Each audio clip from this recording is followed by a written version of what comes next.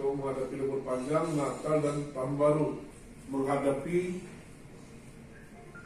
COVID-19 agar dapat menunjukkan hasil rapid test kepada petugas yang ada di kecamatan maupun di kampung. Tempat pertemuan lainnya agar dilakukan sterilisasi.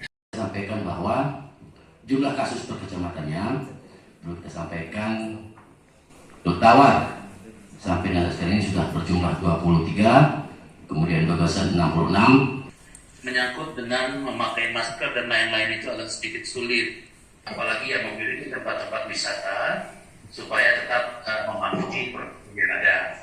Dan mengingatkan seluruh pengunjung untuk melaksanakan protokol kesehatan. Dari yang bersangkutan yang mendatangi ajak Amarudin, kemudian dari Pak Kapolseknya. Kalau kebaikan sudah melaksanakan pertemuan dengan seluruh gereja dan pemilik atau pengelola objek wisata.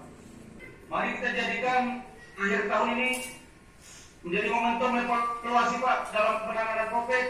Peran serta kita semua, mulai dari kampung, musyawarah kampung sampai terwujudnya ditetapkannya PBK kampung, menerima penghargaan sekaligus laporan bahwa kita Aceh Tengah sudah selesai laporan keuangan kampung, penyaluran dana ya